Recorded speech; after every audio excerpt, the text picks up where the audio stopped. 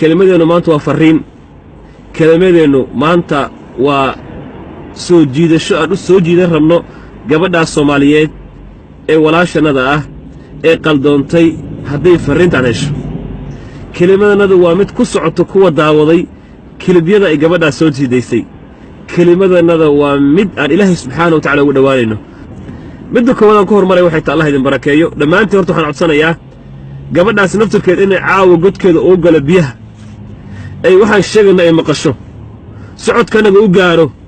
si hadalkanaga gabadhaas u gaaro kuwa badan oo dhagooda ku dhacaan arrinkan u gaaro waxaan idin leenahay nin walbo ajirka qaado sheergare kelimadan sheergare si gabadhaas iyo kuwii daawadayba idanka ilaahay ugu anfaco insha Allah ta'ala ilaahay ku leeyahay innal ladina bal fi ayadan innal ladina yuhibbuna an tashi'a al-fahishatu fi alladhina amanu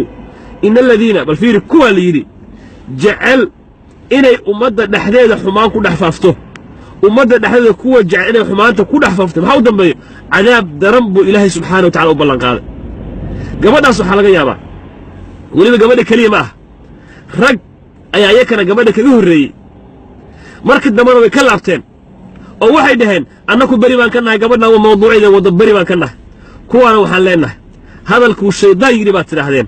oo ilaahay muxuu yidhi كمثل الشيطان إذ قال للإنسان كفر فلما كفر قال إني بريء منك إني أخاف الله رب العالمين الشيطان دتكم مركو حمانته هرسيده دتك الشيطان مركو حمانته هرسيده أي حمانته قليو وإله اللي وعاس يقليو مركو ود مسحوين هذا أنا بري ما إذن كاهي إني أخاف الله رب العالمين وحلي هي كو ويقدر دان ولا لماه إلهي سبحانه وتعالى أطوبت كينا إلهي أصول لابتا أكسونو فيديو والبو od ilaahay subxaanahu wa ta'aala ummadiisa fasahaad aad ku sameynaysid xumaan baad faafinaysaa cadaab daran haddaadan ka toobadkeenin fi suuratu nuur aayadan soo sheegay ayaad maarta helinaysaa ilaahay u soo laabo ilaahay wuu ku arkayaa alam yaclam ana allaha yara alam yaclam biana allaha yara war miyuusan ogeyn ilaahay inuu arkayo markay gabadha soo xaydxaydatay ay soo gashatay funaanad gacmagaaba ay tiraahdo waxaan kaga sheekeynayaa sida ragga bahalkooda wallaahi sama wallaahi ilaahay khalqaan ku dhaartay waan khajiray waa sii daawan waaya xataa markaa waxaan arkay subxaan allah say ugu dhiiratay inay gabar soomaaliyeed afkeeda soo mariso ragga maaragtay xubintii taranka inay afkeeda soo mariso ay tiraa saa samee ee saa yeel iyo sidaas ay weliba dumarka tilmaanto arrintan labaan laya gabadhaas laba midkood wey gabar shaydaan ku qaaday inay tahay waaba qaadaye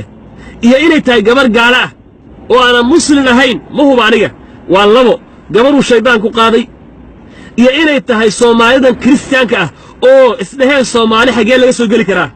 soomaalida maanta xaggee u baahan xaggee bannaan booskeen ka soo geli karnaa soomaalidu maxay xiiseeyaan maxay jecel yihiin mawaadiicdan faraha badan aynu ku soo jiidanno waxaan leeyahay marka hadduu shaydaan kugu qaaday walaashay aayad qur'aan kugu dul akhriyey ilaahay ka cabso ogsoonow haddaad caawa dhimatid oo geeridu kugu timaaddo wixii lagaa duubay waxay ku jiraan facebooka qabriga intaa ku jirtid iyo qiyaamaha inta la tegayo dembi baa kugu socdo intii sheergaraysay intii ku daawatay markhaati bay kugu noqonaya yowma alqiyaama